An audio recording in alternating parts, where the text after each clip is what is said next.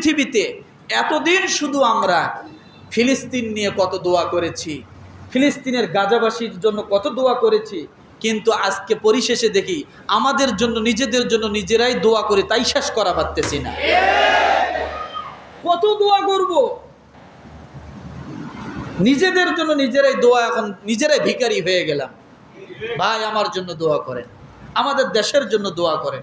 এগুলো কেন কেন এত বিশৃঙ্খলা? আসলে বর্তমান সময়টা হচ্ছে এমন, কান্না করলে দোষ, কিন্তু যে কাঁদায় তার কোনো দোষ নাই। সারা পৃথিবীতে চলছে এমন। আজকে গাজাবাসীর দিকে তাকান, তাদেরকে মারতেছে, মেরে ফেলছে, তাদের কত হত্যাযজ্ঞ চালালো, কত কিছু করলো, কিন্তু আমেরিকা যারা হত্যাযজ্ঞ চালাচ্ছে তাদের পক্ষ নিল, নিয়ে অস্ত্র গোলা বারুদ যা দেওয়ার সব দিল, দেওয়ার পরে কি করলো? আরো মারো।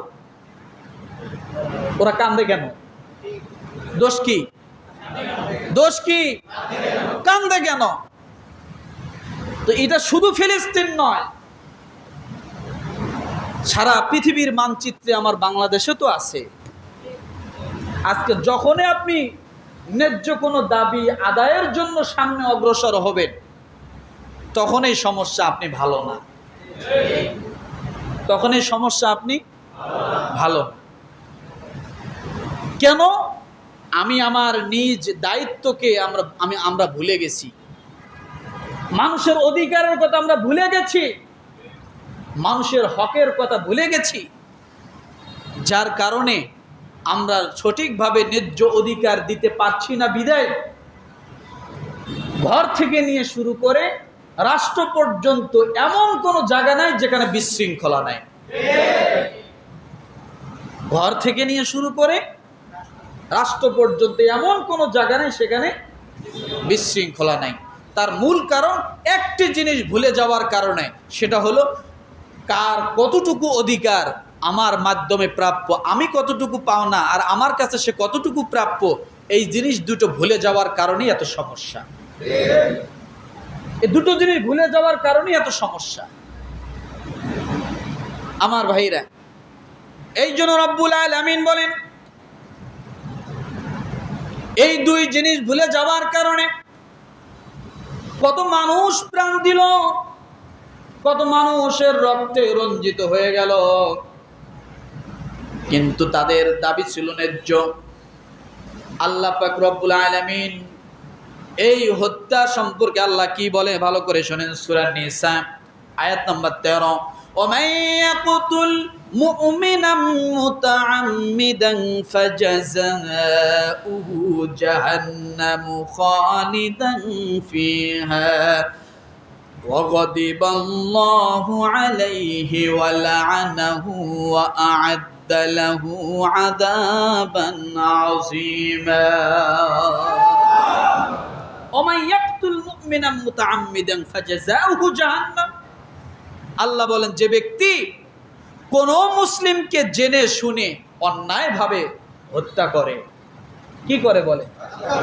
অন্যায়ভাবে হত্যা করে, তার পুরস্কার, তার জাযা,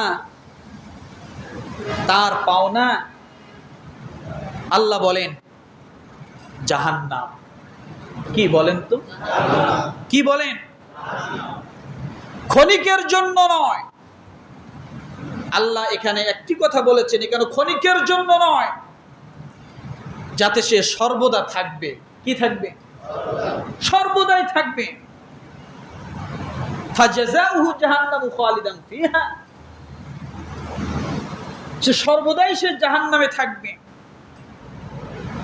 এবং আল্লাহ তার প্রতি গজব নাজিল করবেন। কি নাজিল করবেন?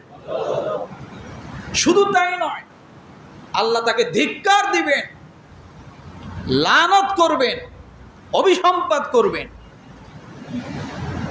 আর আল্লাহ তার জন্য মহা শাস্তি প্রস্তুত করে রেখে দিয়েছেন। তাহলে একটি কথা বুঝুন, একজন মানুষের মূল্য কত? একজন মানুষের মূল্য কত? একজন মানুষের মূল্য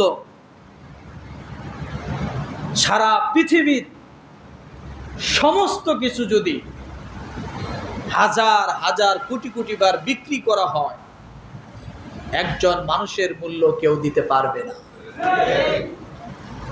কি পারবে না? সারা পৃথিবীর সব যদি বিক্রি করা হয়, একজন মানুষকে আল্লাহ যে মর্যাদা দিয়ে তৈরি করেছেন, বানিয়েছেন, সম্মান দিচ্ছেন, সারা পৃথিবীর সবকিছু বিক্রি করলেও হবে না।